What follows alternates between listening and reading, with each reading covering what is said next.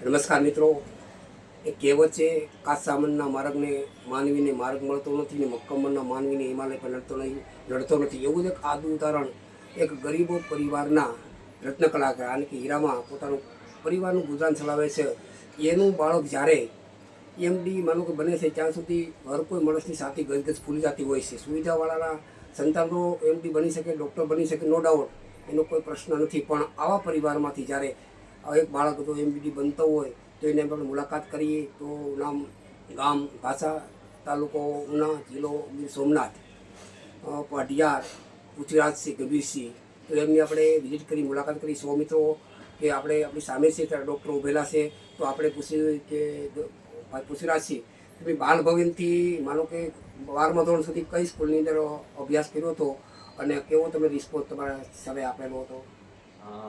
મેં બાળપણથી લઈને એટલે કે ભૂલકા ભવનથી લઈને 10 ધોરણ સુધી હું અહીંયા આપણે કૃષ્ણ વિદ્યાલય છે જે ડાયા પાર્કમાં, ત્યાં મેં મારો પોતાનો અભ્યાસ પૂરો કર્યો છે અને સારું એવું શિક્ષણ પણ ત્યાંથી મેળવ્યું છે મેં. અને હાઈ સેકન્ડરી તમે ક્યાં કરેલી? 11-12 મેં આપણે વાવગામ વશિષ્ઠ વિદ્યાલય છે ત્યાંથી 11-12 સાયન્સ કરેલું અને ત્યાર પછી જે નીટ છે એની એક્ઝામ આપી અને ન્યૂ સિવિલ હોસ્પિટલ ખાતે MBBS પૂર્ણ કર્યું છે અને ઇન્ટર્નશીપ પણ ત્યાંથી જ મેં પૂર્ણ કરી છે. કોંગ્રેચ્યુલેશન. તો તમે બાળપણથી જ એવું હતું કે હું ડૉક્ટર બનીશ કે એવું કોઈ ભાસ હતો કે શું તમારું ડ્રીમ્સ હતું? હા, ડ્રીમ્સ તો આપણું એવું જ હોય કે કંઈ પણ વધારે મહત્વાકાંક્ષી આપણે હોય નાના હોય તો, અને ધ્યેય હતો કે આપણે કંઈક આગળ જઈને કરવું છે. પછી જેમ જેમ આપણે ભણતર આગળ વધ્યું એમ ખ્યાલ આવ્યો કે ડૉક્ટર ક્ષેત્રે આગળ વધવું છે, તો એ પ્રમાણે મહેનત કરી અને પોતાનું સપનું સાકાર કર્યું. સરસ કે એક ભાવના તમારી છે ભાઈ ડૉક્ટર બની અને ગરીબ માણસનું પણ કલ્યાણ કરી શકું, સમાજ ક્ષેત્રે આગળ વધશે એવી ભાવનાથી એવા હેતુથી પૃથ્વીસિંહે પોતે ડૉક્ટરનું આગવું સ્થાન આપી લીધું. પોતાના લાઈફની અંદર એવું બતાવ્યું કે ડૉક્ટર બની અને દેશની સેવા કરી શકું, ગરીબ માણસની પણ કરી શકું. અને આપણે કહેવાય છે કે આ સમયની અંદર ડૉક્ટર ભગવાનનું બીજરૂપ માનવામાં આવે છે, તો તેમની ભાવના પણ સરસ મજાની છે. તો હું એમ પૂછવી છે કે આવી પરિસ્થિતિમાં તમારા મા બાપ, પેરેન્ટ્સ છે, તમારા સિસ્ટર છે, એ કઈ રીતે તમને આમ રિસ્પોન્સ કરતા હોય? હું એક સામાન્ય પરિવારમાંથી આવું છું.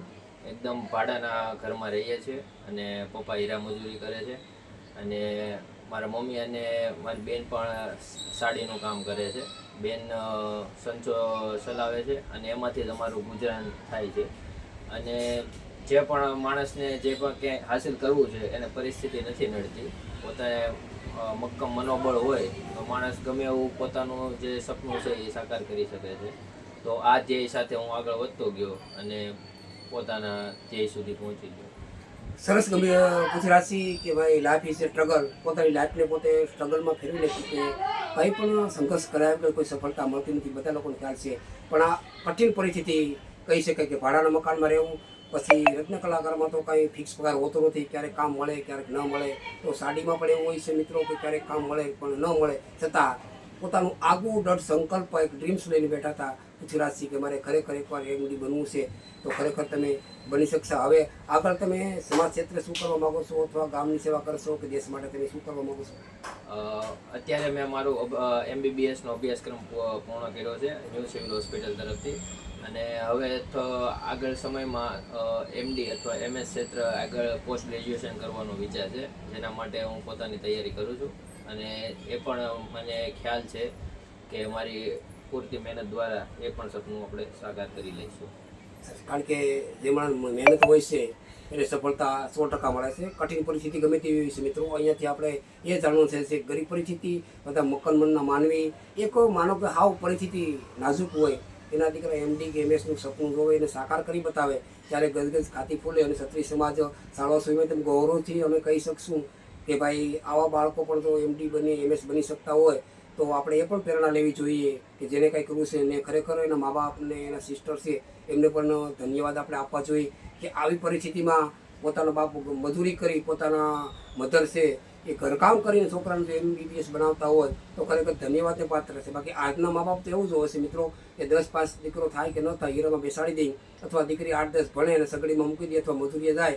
ને આજના 90% પેરેન્ટ્સ એવા છે કે સંતાનો 8-10 ભણાવે અને મોજ મજા કરે એવા છે. પણ ધન્યવાદને પાત્ર છે માનો કે ગંભીરસિંહ ભાષાના છે તો તેમનું આગવું સ્થાન કે આ સુરતની શહેરની અંદર ટકવું એ તો સાઈડ પરની વાત છે, પણ આવા ક્ષેત્રમાં ટકવું અને ડૉક્ટર બનાવવું એ અધરવાઇઝ બહુ ઇમ્પોસિબલ નથી હોતું મિત્રો.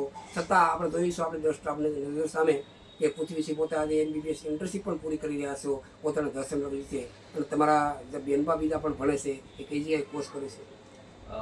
મારી નાની બેન પણ છે, એ હોમિયોપેથિકનો કોર્સ કરે છે અમરેલી, અને તે પણ ડૉક્ટર તરફ આગળ વધે છે અને ટૂંક સમયમાં એ પણ ડૉક્ટર બની જશે હોમિયોપેથિક. ખૂબ સરસ મિત્રો. દીકરાઓને તો સૌ ભણાવે છે, બધા લોકોને ખ્યાલ છે, પણ ખરેખર ધન્યવાદને પૃથ્વીરાજસિંહના મા બાપને છે કે પોતાના દીકરી બાને BSMS એટલે કે હોમિયોપેથી તરફ અમરેલીમાં પણ કોર્સ કરી રહ્યા છે. આવો પહેલી વાર એવું ઉદાહરણ તમે જોયું છું કે દીકરી બાને જો ડૉક્ટર તરફ ભણાવતા હોય તો મારી દ્રષ્ટિ પ્રમાણે પહેલું એવું ઇન્ટરવ્યૂ મારું એવું છે કે પોતે મજૂરી કરી અને દીકરી બાને જો એ ડૉક્ટરનું સપનું સાકાર કરવા માટે તનતોડ મહેનત કરતા હોય તો આવા મા બાપ પણ વંદનીય છે. કારણ કે આવા મા બાપને ક્યારેક જ જવલલા જોવા મળશે, લાખોમાં એકાદ મા બાપ એવો હોય છે કે મારી દીકરી ડૉક્ટર બને. સુવિધા ન હોવા છતાં સપના પૂરા કરે એ ખરેખર અત્યારના સમયમાં મા બાપ નહીં, પણ એને ભગવાન મને સંતાનો તો એક જ હું પ્રાર્થના કરું છું કે તમારા મા બાપ એક ભગવાનથી પણ અધિક ભાવનાથી તમને સેવા છે અને તમારું સપનું પૂરું કરીશું. તો આખરમાં જ કે પરિવાર માટે તમે આગળ શું સમજો? બેન તો કામ કરી રહ્યા છે, મા બાપ એના માટે તમે આગળ માટે શું કરીશું? હાલો પગાર તો આવશે. હવે આગળ થોડાક સમયમાં હું પોતાની ફરજ બજાવતો થઈ જાય ડૉક્ટર તરીકે, તો હું મારા પરિવારને આર્થિક રીતે ટેકો કરી શકું.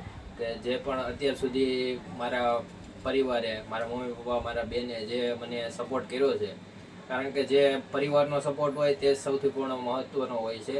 કારણ કે પરિવાર થકી જ બધું હોય છે. પરિવાર ના હોય તો કંઈ આપણે જે આપણે ધ્યેય જે પ્રાપ્ત કરવાના જે સફર ઉપર હોય તે અઘરું પડી જાય અથવા તો અસંભવ જેવું થઈ જાય. તો સૌથી પહેલાં તો તેમને જે આપણે કરેલું છે એનું ઋણ તો ન ચૂકવી શકીએ, પણ આપણે મહેનત કરી અને જે આપણે બનતું થાય તે આપણે પરિવારને આપવાની કોશિશ કરીએ.